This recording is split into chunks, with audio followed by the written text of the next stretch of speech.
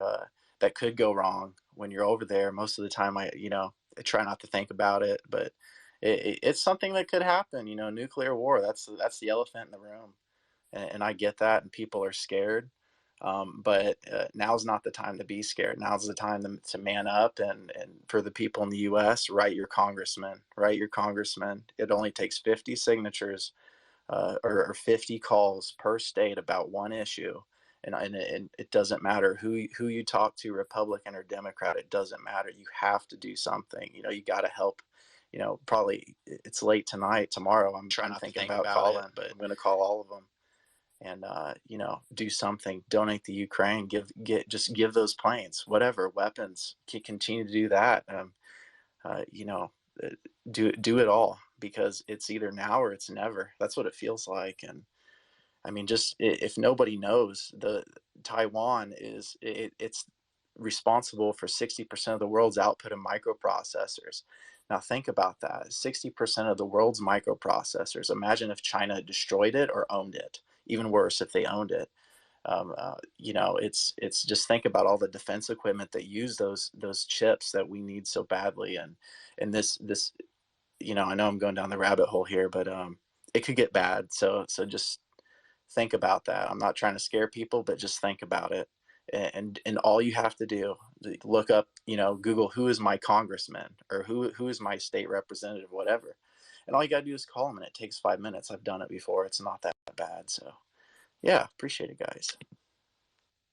If I could, I want to chime in about Taiwan, just to kind of give you an example. Sorry to interrupt. I have to leave, but I just want to tell the panel real quick. There's a Tomcat Into named Rick Hauser who's trying to get in. He wanted to speak to something with Patrick. If you could let Rick Hauser, his handle is Chicago Iba or something like that. If you could. Sorry to interrupt you, sir. My apologies. Go on. No problem. And I'm going to be real brief. Taiwan goes, my business goes. I sell a product I brought to this country. Is it my turn? I guess. Yep. Yeah, I was hoping to sort of bring the conversation back to no-fly zones, specifically Greg Bagwell's proposal. We had him on earlier in the space last week. But actually, before I do that, I was just hoping to tell Ferlane specifically, and I guess all Ukrainians in general, that adding to what some of the other speakers have said, that the sort of calm composure you have in the face of all the horror and pain is actually, some of the most inspiring things I've ever seen. And yeah, I just want to say Slava Svobodny Ukraini every time I see you, relate that and hold to your humanity. So thank you.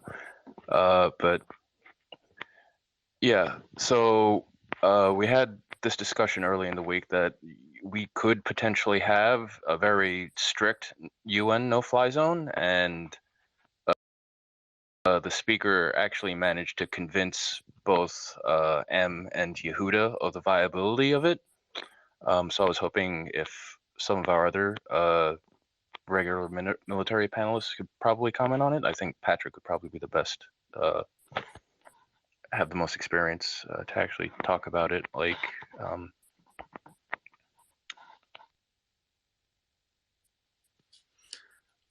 Well, I'm not familiar with Mr. Bagwell's. Sorry, I put the link up in the nest. It's the 9th card in now, I think.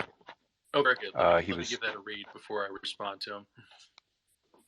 He was specifically proposing a no-fly zone all the way up to the Russian border, and that it using F-35 specifically would make it workable, and the fact that it would be a NATO-run thing would put Putin in a position where he was unable to escalate, really. So yeah, I was hoping we could sort of discuss that with a wider audience again. Chris, do you want to speak to something on that? I'll just say quickly, I think what our speaker meant to say is that it would be a UN authorized mission, not a NATO mission. That was explicitly what former Air Marshal Bagwell was saying.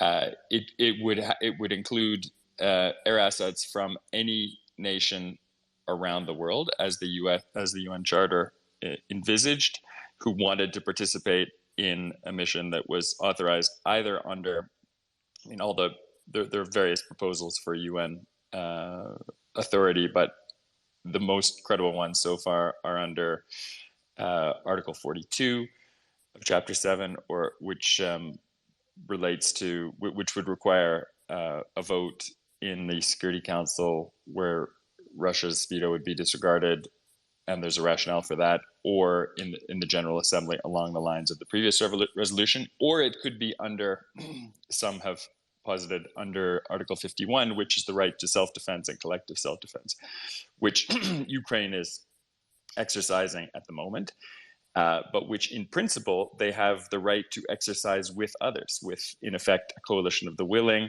and the UN that would need to be reported to the UN, and the UN would have to recognize that that was taking place. But under any of these scenarios, the actions taken, enforcement actions in the air or elsewhere, it could be an enforcement action on the Black Sea, for example, down the road. Blockades and embargoes are also envisaged in the UN Charter.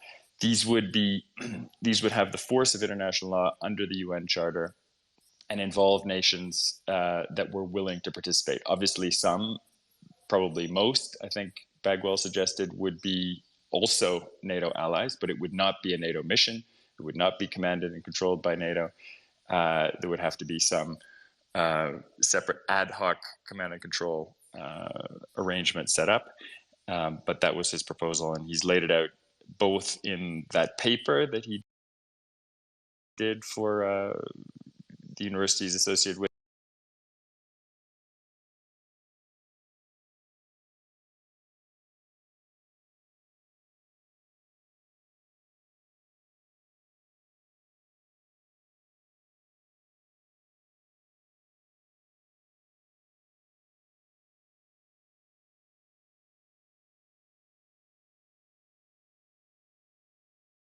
in London, and there's another version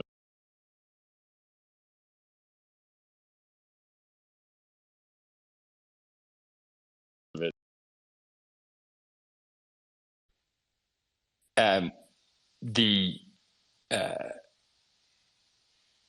There's what various people have been discussing, and then there's what Bagwell was discussing. So I'm not sure which you want to go into. Bagwell was talking about UN authorization. I don't think he got into the diplomatic. I don't think he gets into the diplomatic mechanics of which article it could be done under. I have heard from a number of diplomats serving at the UN, those who were formerly there, lawyers and so forth. Many of them are preparing op-eds and their own internal proposals about a variety of scenarios. But the two most likely ones are the most likely provisions of the Charter for use in this context that I've heard of are Article 42, which is under Chapter 7, the authorization of use of can't remember the phrase, but assets essentially on air, land, or sea to enforce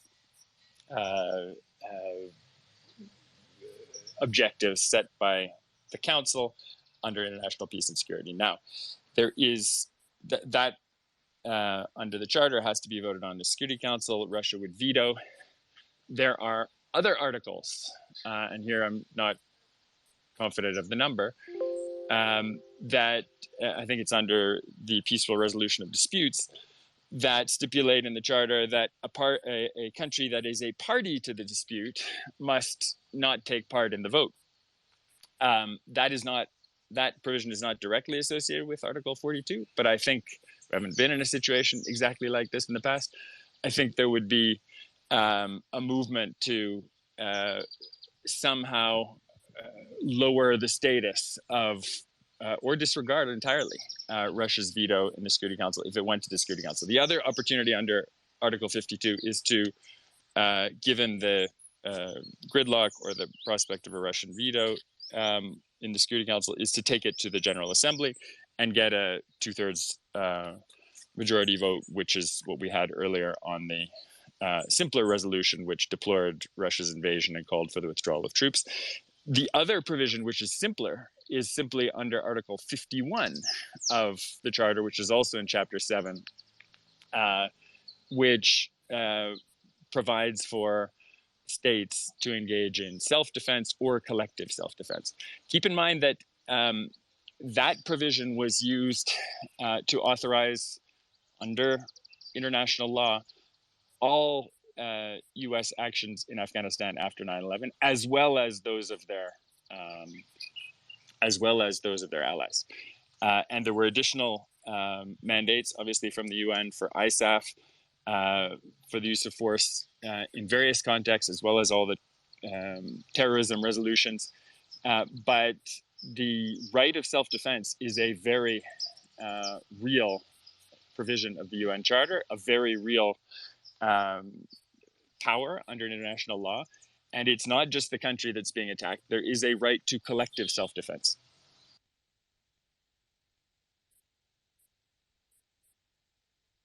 Go ahead, Austin. Okay, yeah. So specifically, the reason I asked a question regarding overriding a Security Council veto was I was curious if there's something specific in the charter or a process that hadn't been sort of described.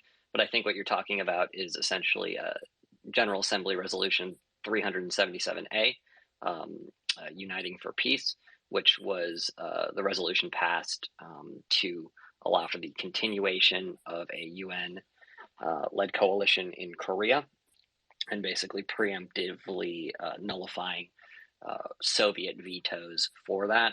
That initial deployment was authorized by the Security Council because the Chinese seat was occupied by the government in Taipei. And at the time, the Soviet Union was boycotting the United Nations because they were protesting that the Chinese government in Beijing didn't have the Chinese Security Council seat. So in regards to that General Assembly overriding a veto, that would be Resolution 377, which, okay. So regarding a UN, I'm going to divide my comments here into two parts. First off, my opposition towards a no-fly zone is predicated upon the fact that I think escalating the war beyond the current borders that it is in right now, or the potential for that escalation, carries far more risks than a no-fly zone would inherently benefit. Specifically, if a no-fly zone is being advocated for the preservation of civilian life, we have seen far more civilian casualties being caused by Russian indirect fire assets and ground-based guided missiles than we have had seen from airstrikes. And as of right now, Ukrainian integrated air defense systems are, number one, are active, as is the Ukrainian Air Force. So I think a far better way with less risks for escalation to other nations would be to transfer aircraft to the Ukrainian Air Force, allow them to more properly defend themselves, as well as transferring more integrated air defense assets to the Ukrainian ground forces in order to allow them to shoot down more Russian aircraft. Now, specifically in regards to the UN acting as a body to enforce this, where I find my own skepticism in is the fact that the Resolution 377A has only been instituted once, and that was in the case of Korea. It is a fundamentally outside of the Cold War, untested resolution, specifically in regards to Security Council vetoes, and I think there's been a very clear reason why we haven't seen a veto overridden since then. I think there have been multiple conflicts where there's a political will to override a veto from some member states, but when those go to sort of general polling within the General Assembly, you see a lot of countries who may have supported like a verbal affirmation of it pull out because they understand the consequences of expanding that conflict. And also what I will say is in recent memory, the UN has had a very sordid past in regards to organizing interventions into active conflict zones. There were many issues we saw with the intervention in former Yugoslavia. There were many issues we saw with the UN monitoring mission in Rwanda. And there's a very clear reason that NATO kind of took the lead in regards to ISAF and the war in Afghanistan. And it's the fact that, generally speaking, when UN forces enter a conflict zone, they get shot at. And the structure of the United Nations, specifically in regards to how, I'm assuming this no-fly zone would be considered a peacekeeping mission, how that chain of command breaks down is a very inflexible and very bureaucratic system. And so I think even with the technological advantages being described with this plan, with F-35s and things like that, the UN leading the charge, then the UN coordinating that would be a logistical disaster in the making. But my last point I'll make is that, even if you have, and what I would assume this would be predominantly Western air forces and Western aircraft enforcing it. So first point, I don't think it passes through the UN. I don't see a reasonable way for it to. What I'll say beyond that is, even if it's the UN sort of taking the lead here and not NATO, we're still looking at, Western aircraft, and in the case of F-35s, F-22s, things like that, American aircraft shooting down Russian aircraft. And I think irregardless of the international organization providing sort of the moral or diplomatic impetus behind that, that still is a clear pathway to escalation far beyond, with ramifications far beyond what we're seeing right now. I hope that summed it up. Guys, may I jump in? Firstly, I would like to just say thank you for everyone and for Imperious Guardsmen, especially since you addressed me in your previous speech. I was listening the whole time. I wasn't active as a speaker. Now I'm a co-host, so I guess I got promoted. Yeah, I'm not leaving you. So basically, I'm just so you are having situational awareness. I'm with you during the night, then I have a couple of hours of napping after the end of the session, and then I'm just functioning the whole day here on the ground for working with NGUs, AFUs, and state border guards, and getting everything needed sorted out on the ground. What I wanted to say, I completely agree as to the no-fly zones, even though at some point we saw them as some kind of like a survival blanket or survival shield or something like this. I've done my share of research and spoke with so many specialists. Like, if it was like just a UN initiated no-fly corridor. Yes. I can't hear anybody in here. I just wanted to say, these chemicals. Hello? What was that? Somebody was just interrupting. Go ahead. Okay, gotcha. Yeah. So if it happens that they invoke UN-led just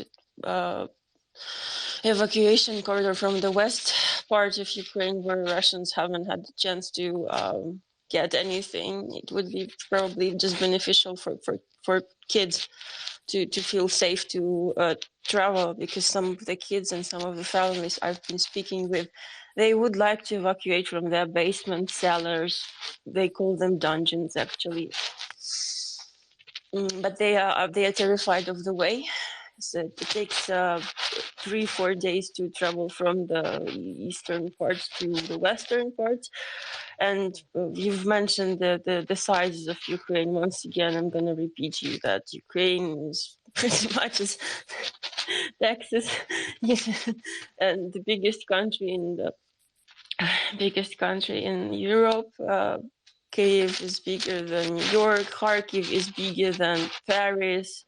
And what Barcelona, I think, combined. Kharkiv is our second biggest city.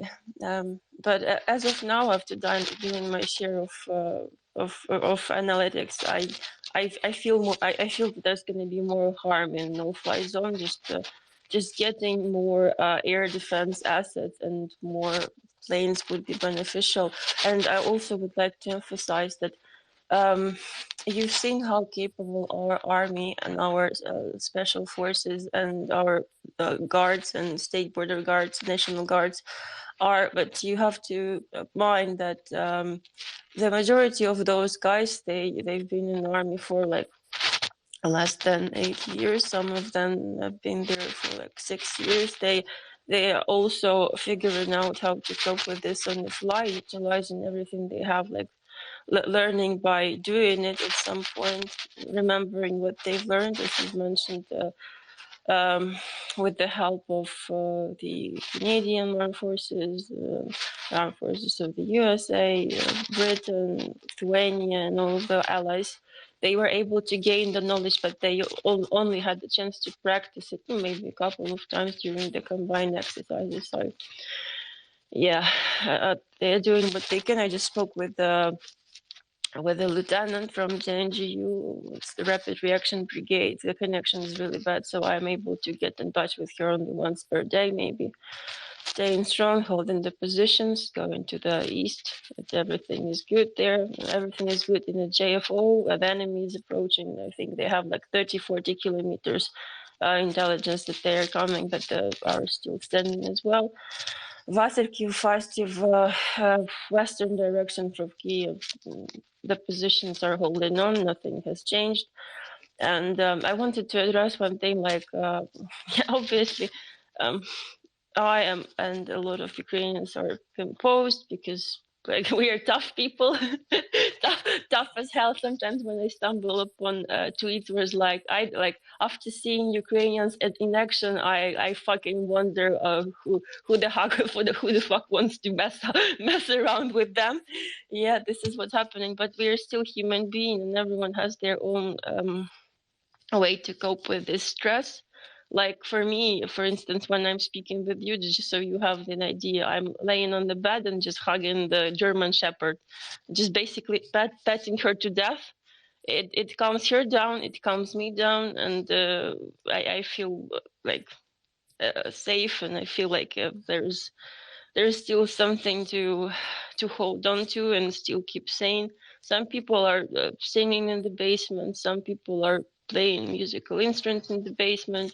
You've probably seen our orchestra playing, like not an orchestra, basically that's more like improvised or military orchestra playing in front of the Odessa Opera House.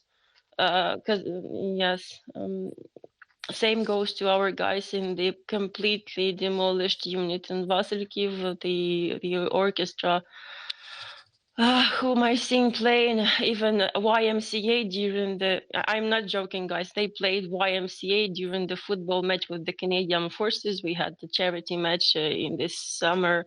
I would say Canadians are really good at hockey, but like soccer isn't their like forte. But still, they played YMCA, and now we're playing national anthem of Ukraine in front of the nearly collapsed buildings. So some people are just think about it. Some people's stress relief method is making camo nets. Some people are knitting, grannies and women in the basement knitting for kids who right now have lost their homes and have lost their clothes, and they need to get something warm or like blankets or something. Men, as of right now, their way of stress relief is getting to know more about, and women as well, by the way, because we have a lot of mechanics. They are trying to learn more about new devices and how to tweak them in a way so they can be like helpful and useful. So I can reassure you, it's going to be a long way to deal with this, but at the same time, we will persevere. So thank you, guys. Who wants to speak right now? Thank you. I've got it, Aaron. Thanks very much for that. I think, Patrick, did you want to respond to Air Marshal Bagwell's opposition? I see that Aaron is holding his hand for a while. Aaron, would you mind speaking right now? Sure. Sorry, I just getting some weird text messages, and I'm not sure whether it's Russian hackers or something, but I don't know who it is. Anyway, have you guys heard about the possibility of having, in a sense, a Western area no-fly zone around Lviv to get refugees out? Now, it's still a risk. Yes, it's a risk still, but what are your thoughts on this? I was wondering, because the Pentagon has discussed it, whether it's going to come into effect. It's a risky action, but yet it's not a no-fly zone, which is again, it's more, which would be a lot more risky, right? Of course, that would be far riskier. But in this sense, it is meant to just get refugees out. I wanted to ask. I mean, Russia went in the Ukraine. Why, and they were uninvited. Why can't we come into a place we're invited? That's true. I agree. And that would be absolute. I think under the under UN conditions, I think Russia would accept that. I mean, I'm hoping they would. I want to hear what your thoughts are. I mean, on this, and it is concerning because on multiple levels. Anyway, just wanted to hear what everybody had to say. Okay, I see that Brian is holding his hand for a while. Let's do Brian, then John, and then Patrick. Brian?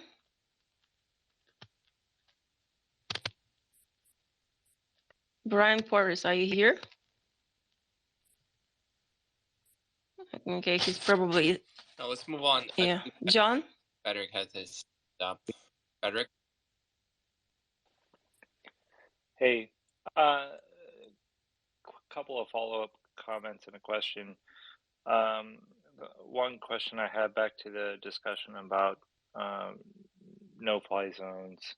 I mean, is there any sense that if we the hypothetical with all the caveats laid out resulted in forcing Russia to abstain from a vote, that China wouldn't, as a proxy, veto on their behalf as a matter of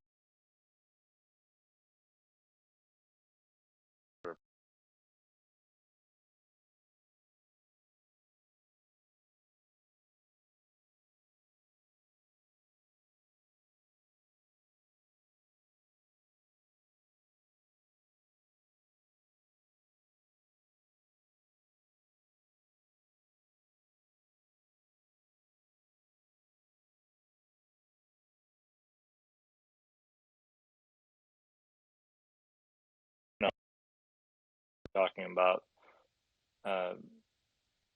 U.S. assets in direct conflict with Russia. That's a completely different beast than supplying munitions or other support, intelligence, etc. If we have the ability to support without giving Russia the excuse to say, "See, we were right all along," they are coming for us, and this is all a NATO ploy to come after Russia, or whatever they would claim.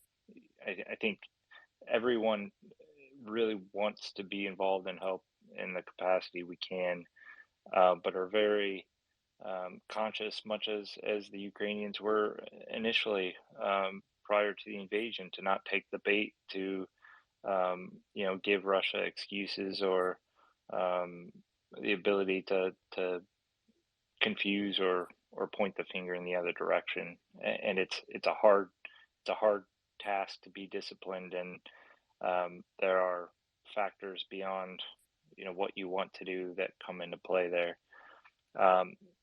The question that I had was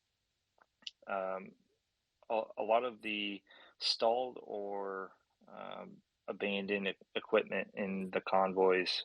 There's a lot of personnel that drove in with those. Do we have a sense or an accounting of how many POWs or surrenders? Do we have a feel for what percentage of combatants are accounted for from those convoys, as opposed to still at large in the woods, or donning Ukrainian civilian clothes and lying in waiting? I get what you mean. We don't have the exact number, and I've actually tried to look for it on the website, which they are right now sharing with the mothers of Russian soldiers. And I've seen the report from the CNN where they spoke with the woman who is on the hotline. No one can tell the exact number. I'm pretty sure they won't even be disclosing this information up to the end of the war. So just to have an idea, we know that there is a lot of them detained. We know there are a lot of them in the woods, and they know that the Ukrainians are finding the most creative way to detect the spies within us, or sabotage groups, using mostly our Ukrainian language. Some of the words and phonetic structures that they can't actually physically pronounce, because their tongues control the way they want to, or they don't have this vowels or consonants, so they're on the way. Patrick, you were going to say something. Would you like to continue? Yes, Verlaine, thank you. I had a chance to read Air Marshal Bagwell's report in the UK Independent, and it's basically the same thing he wrote in that think tank he's associated with. So if I've got this right, he's basically saying that we can do this under the UN, and we can establish these air exclusion corridors, and we can essentially establish a quasi no-fly zone with and he credit to him, he acknowledges this. He says, and we will shoot down Russian aircraft if we have to. Okay, well, at least he's honest about that. Most people who advance this don't necessarily go to that logical conclusion of we'll have to shoot down Russian aircraft. So credit to him on that. And he says that we can suspend Article 5 during the course of this to prevent a wider conflict being precipitated. Here's my problem. Going through 87,000 different UN and international laws is self-justification. The Russians won't care. The Russians didn't care about international law when they invaded Ukraine. A piece of paper is not going to faze Vlad in the slightest. The only people that matters to are Western diplomats. No offense, Chris. The other problem here is, as soon as you do this, as soon as you start shooting down Russian aircraft in Ukrainian airspace after revoking Article 5, the air bases those aircraft launched from became legitimate targets. Do you think Poland or Romania is going to host anybody's aircraft if their air bases are going to come under Russian missile attack? No. That is never going to happen in a million years. No one's thinking about the second and third order consequences of this, and it really disturbs me, especially from someone of Air Marshal Bagwell's pedigree and reputation. So what you're going to have is Russian SAMs and aircraft splashing NATO aircraft, probably NATO aircraft, or at least Western aircraft, under UN command, which is the other side of this. The UN has never been competent to command anything in its life on this scale. The last time it did this, I think it might have been Austin who brought this up, was in Korea. And the Russians had no problem sortieing their own aircraft with their own planes under North Korean colors to kill UN troops. They're not going to have a problem with it this time, because we're sticking our nose back into what they consider to be their sphere of authority. So what you will do is precipitate a widening of the war, and you will do so under the auspices of an organization least competent to manage it, that being the UN. So what you may see is Russian gas attacks on Polish air bases that are hosting aircraft because, hey, they're legitimate targets. If you step into this, you become a legitimate target. The Poles are going to be the first ones to understand this. The Romanians will too. They will never allow this to be based from their territory if you suspend Article 5. They are not going to take that chance. Never in a million years. Furthermore, if you start forcing the Russians to take heavy losses in their aircraft, they are going to escalate. I guarantee you they're going to escalate. They're not going to care under what international law you did this under. It's not going to matter to them. They're going to see this as NATO attacking Russia, because it will be NATO attacking Russia no matter how you frame it. And unless you're willing to risk the potential for catastrophic escalation, You can't do it. And if you are willing to risk the potential for catastrophic escalation, I frankly question everyone's sanity. There are ways to do this, and it is not directly. This is a lesson that was well learned and appears to have been forgotten. And furthermore, this notion that you can set up some type of humanitarian corridor or whatever, it's not going to matter unless you are willing to shoot down Russian aircraft operating in that exclusion zone. That's what it keeps coming down to every time, no matter how you frame it, no matter how you couch it, no matter what parameters you put on it, you will be killing Russian military personnel. And if you think they're going to take that lying down, you have another thing coming. This is still a bad idea. Okay. Does anyone have a comment on that? Okay. Yeah, I see. If I can chime in, one of the things that, for instance, former ambassador to Russia, McFaul, has suggested, and he's not the only person. I think this is a decent thing, and it touches on what some of the other speakers have said in the past, is that we could also just be providing counter battery radar, which would allow us to strike back at these indirect fires from artillery and rockets. And again, right now, although there's a lot more terror involved in the air campaign, a lot of actual damage is being done by these indirect fire units. And I think that would potentially have more direct impact upon lessening human loss of life.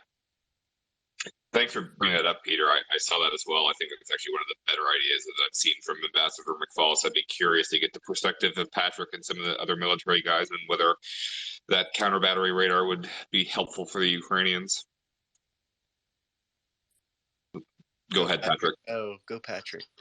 Well, Peter, break that down for me because I'm not familiar with this. Are they suggesting that they use Western radar to assist Ukrainian counter battery, or that Western radar and counter battery? No, just providing, like, there's a whole range of counter battery radars that have been produced over the years. This one was actually a counter battery radar system that's been produced since the 1980s. Obviously, again, matching the trajectories of projectiles, the trajectories of projectiles is pretty much the same kind of art, whether it's 1980s or 2000s. We don't have any stealth artillery shells, right? So he was suggesting taking a lot of these, which we have in inventory in great measure, and just giving them over to the Ukrainians and letting them use them. Well, we'd have to teach them how to operate them first. Exactly. Again, I'm fine with giving the Ukrainians the ability to defend themselves. The problem is with Western equipment, there's going to be a lag time they may not be able to afford. Yeah, and sometimes we don't have time. I see that Condor is holding his hand. Condor, do you want to say something? Hey, yeah, I just wanted to kind of point out that, I feel like on our side of the fence, we look at Russia and we're like, oh, what are they not going to like? Are they going to like this? Are they going to like? I mean, they've already declared war. Do you think the people on the other side of the fence that are already in Russia, do you think that they're thinking, oh no, what is the U.S. not going to like? I don't think so. I don't think Putin's saying that. What is the U.S. not going to like? I don't think so. So, it's kind of one of those things where I feel like it's a one-sided deal where we're the ones saying, oh man, what is Putin not going to like today? I'm not taking hits at anybody, but it just kind of feels like that. And if if you're on the side, well, maybe we shouldn't give these planes to Ukraine, or maybe it's going to be overstepping our bounds, then just go ahead, man. Yeah, it all comes to what if. I got what you mean. Let's do Wolverine 84 and then Austin. So the thing I was going to say goes with back to the counter battery. They have counter battery. Some of it's U.S. and they already know how to use those ones. So supplementing them with more of those specific systems would be a great idea, because there is going to be no lag time. As long as the U.S. approves it, then that's fine. The second is the U.S. system that they have is not the only system that they do have. And this we can fall back to in the same, kind of like the same thing that going along with what similar to what the Polish are doing with the MiG-29s. Ukrainians have a bunch of Russian-built, Soviet-built, whatever, systems that they currently have in the inventory. Now, if I go back and look, I can actually probably check and find out that some of those systems are actually built in Kharkiv. So if those systems are actually built in Kharkiv, that means they would still have the capacity to build them. They would also have the capacity to repair theirs, and any systems that the Russians were to lose in combat, like especially that they're losing, they would also be able to take those and made them up to their systems and use them with theirs. The other thing is this, like, the former Warsaw Pact countries, they have a bunch of these systems too, that there would not be a lag time if they could do some type of transfer like what they're doing right now. So, obviously there's a lot of big ifs, but if you tried, like Patrick was saying, if you try to introduce any new type of counter battery radars to the Ukrainians, it's going to be a case of too little, too late, because it's going to take them a couple months to learn that system and to become good with it, instead of backfilling them with more of what they already have. And especially if this budget goes through, the 13.8 billion goes through the Ukrainians, well then I, send them more Humvee ones, because we probably have a ton of them, especially with the military going to the JLTVs. Some of those vehicles are actually going to be getting, gotten rid of anyways. So use that part of the package, is send them more of the counter battery radars that the United States already has. Yeah, That would exactly. have been cool. On point, Humvees are highly requested and they're highly needed. Actually, there is a shortage of, Right. transportation vehicles for basic transportation in Ukrainian army. And just to add something, as I mentioned, I know, guys, that you want to get us the best and the most modern, but our guys don't mind having anything. If it's something that you find like last generation, or the generation that you have almost like forgotten about, is still in the storages and it's still functional, consider getting it here. They will, if they have something similar, they can figure it out with the assistance on the fly. It would be really beneficial. They're still using, even donations are being used to purchase pickup vehicles or civilian pickup vehicles to put them into use in combat battalions. So there is a shortage of basic transportation vehicles. I saw, okay, Austin and Wolverine, I think. Wolverine, would you like to add something?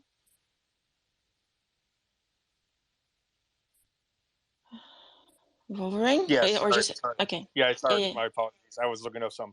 So one of the listeners actually just sent me also. So the Ukrainians are actually gotten a new counter battery radar that I was not even aware of. And these counter battery radar systems are actually already being built in Ukraine.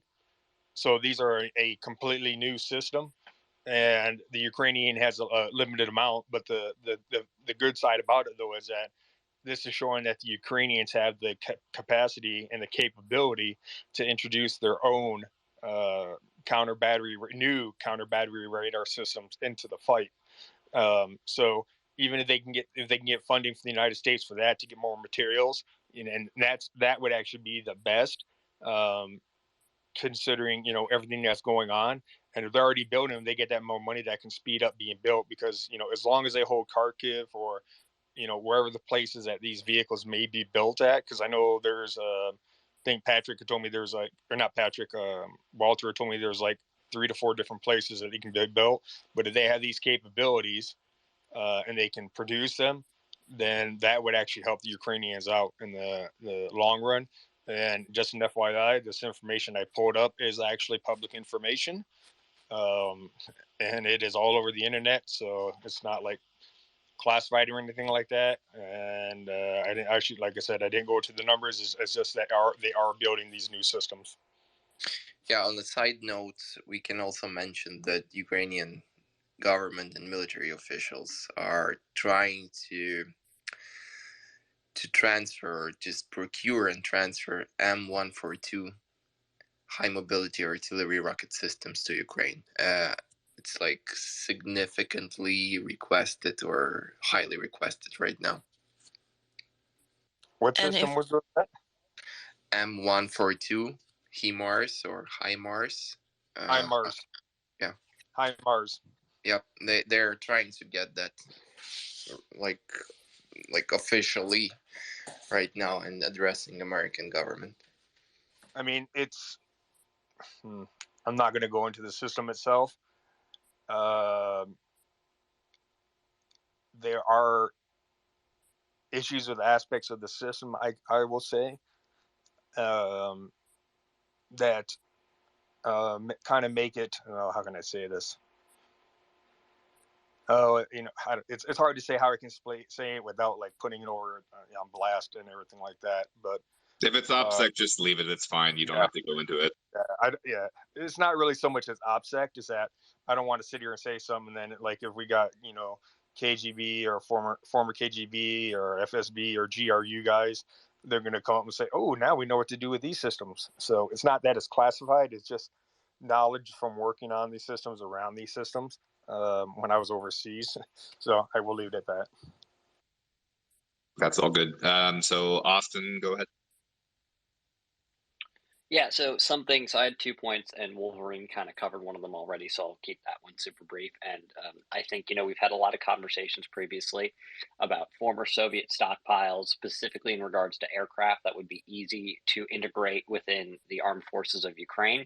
And I see very little reason why that standard doesn't also apply to long-range indirect fire or counter battery sort of radars there. And when you look at the militaries of, Poland, the Czech Republic, Romania, there are these, post-Soviet stockpiles that could very quickly be moved to the armed forces of Ukraine and adopted by them to enhance their current capabilities there. So in that, we're in total agreement. And then briefly on sort of Condor's point on it sort of appears like the West is worried about angering Putin. And sort of like, what does Putin think about this thing that we're doing right now? I think specifically as it pertains to something like a no-fly zone or sort of direct engagement between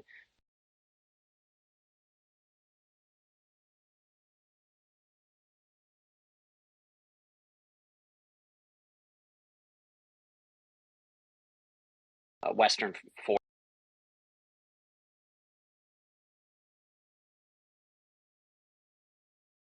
with seeing sort of the same civilian casualties that we're currently seeing in Mariupol, in Riga, in Tallinn, in Bucharest, and in many other, border cities currently consolidated within the Western Alliance.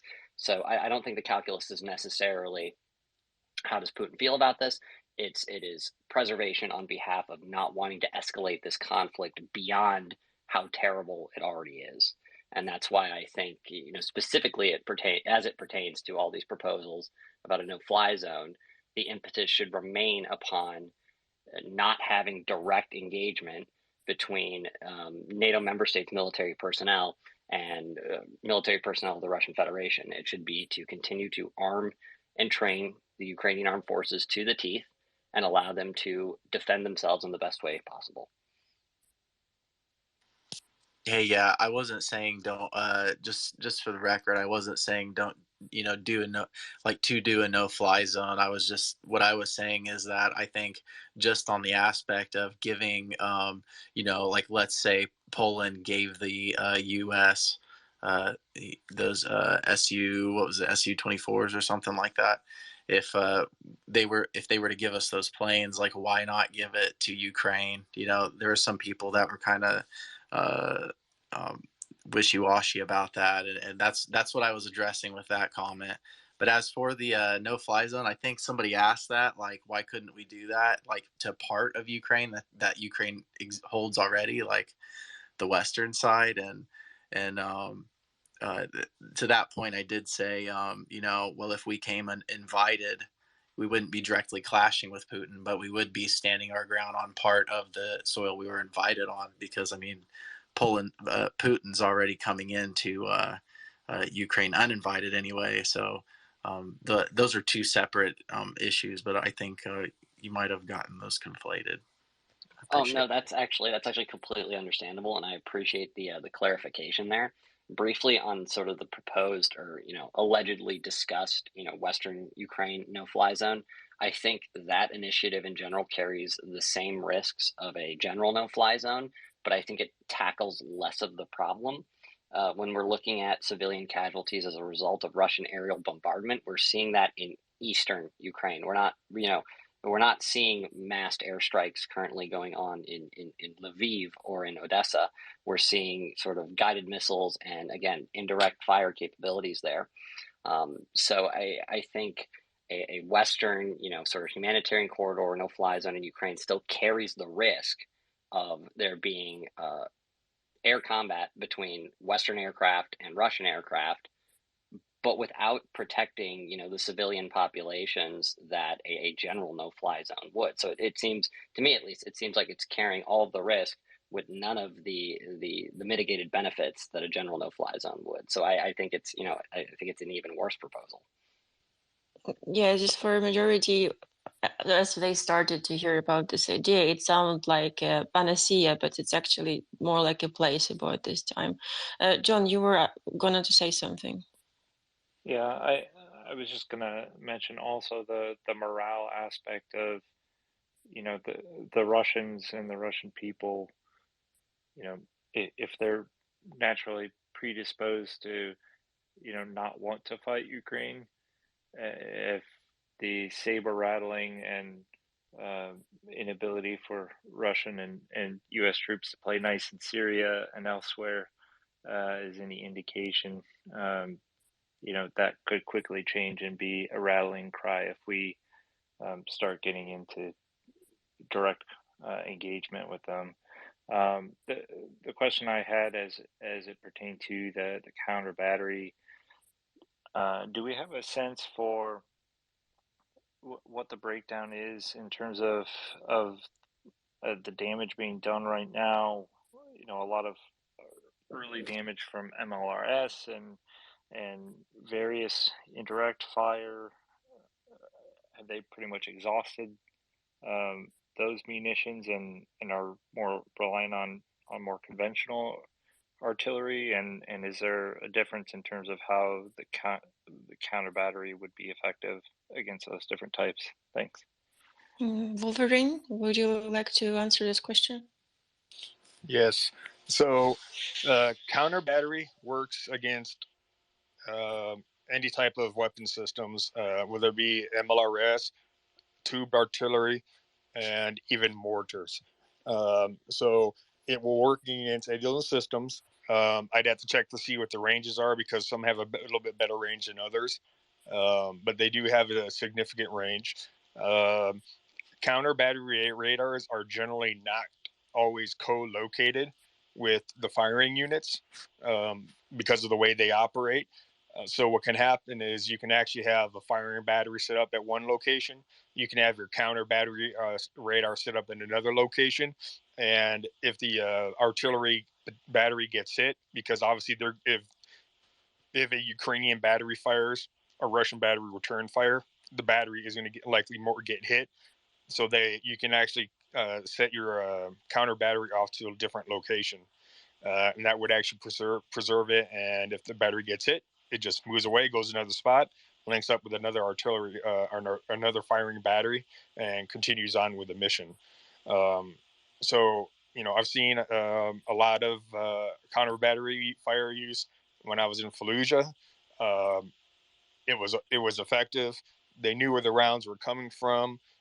The only issue that we had was, and it was more because of the type of warfare that we were fighting, and that the insurgents were setting up the rocket launchers in a way that when we fired our counter battery, we'd hit the spot where the rockets were at, but the crews were already gone because they do use like different types of homemade delay fuses and stuff like that.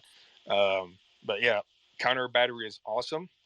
It works really good, and if you get it synced in with your batteries and they can get good data back and forth, then your batteries are golden.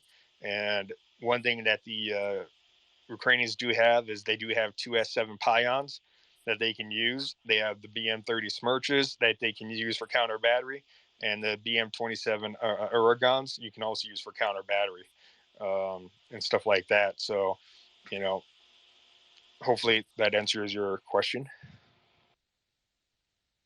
Yeah, thanks. I see that we have Nicole and then Andrew. So let's start with Nicole, and then Andrew, you can proceed. Thank you. This is Nicole. Can you guys hear me okay? Yes, You're good. thank you. Loud and clear. Okay, perfect. So, gosh, I've been on here since Walter kind of started this thing and took off. And so the first thing I always say is I'm from Dallas, Texas, and everybody keeps comparing Texas to Ukraine. And I say, hell yes, because we fight just like you guys do. And we are very united with you guys. And Texas has a very independent spirit and a fighting spirit. And that's kind of how I like to introduce myself, is to say that Texas is absolutely very much like Ukraine. And I'm going to kind of take this in a little different direction for a second, because I've been working really hard with a lot of people here in Texas about kind of a gap that I think is getting ready to happen with the refugees. So when I first kind of jumped on here and was helping people, we were trying to get people out immediately and get them from, where they were, from kind of point A to point B. And a lot of Texans jumped in. Actually, Houston was the first place that started this Airbnb. I don't know how many of you people are familiar with kind of what's going on and what we've kind of done here in the States with this. Oh yeah, we are. Trust me, we are aware. Okay, so that started here in Texas. Okay, and a friend of mine. So anyway, we've gotten to the top of Airbnb. So here's what we want to do, and I don't want to belabor this point, but so what we're going to do is we're going to bridge this gap, because I think what's going to happen is what we've done. And so I've been in contact with, there was a few people that we were trying to get out really immediately, and I've got contacts in the government and things like that, and it wasn't working. Okay, so we were like, okay, we can't get these people immediately, because we were opening our homes. We're Texans. We're like, come on.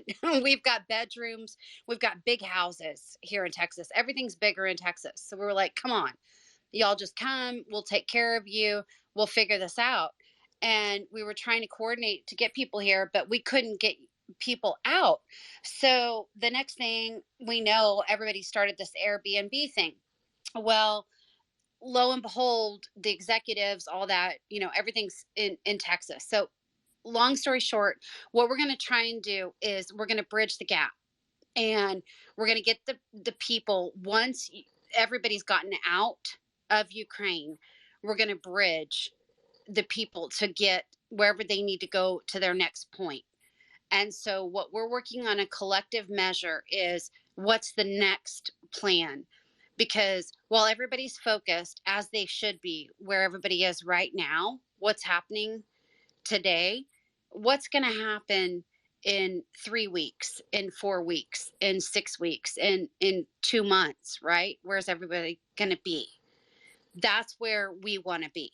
Where are we going to get everybody to be, even if it's just temporary? And of course, everybody can come back to Ukraine, because Ukraine's going to win, right? Ukraine is going to keep Ukraine. But right now, to keep people safe and get the women and children out, we've got to get the women and children out. And I don't know if people know who Bethany Frankel is, but she is a powerhouse out of New York. And she's got an organization, and she's formed, it's called Be Strong. And she has formed a pipeline of people and things coming in there that is amazing. So you guys should look up her as well. And we're looking to partner with her and what she's formed. She's raised $35 million. And so basically what I'm trying to tell you guys is what I'm looking to do here in Texas is anybody on this call that's here that wants to partner with us. We've also got so many Ukrainians here in Texas and in Dallas, where I'm based, that are doing so much to help the refugees and the humanitarian effort. And then, of course, everything will also backfill anything that we need to do. And I work that through Walter, and we'll send that in private messages to him. So we stand strong with you guys. Texas, I swear, Ukrainians and Texas are one and the same. I don't know if y'all know much about United States politics and Texas and everything, but we are so similar to you guys.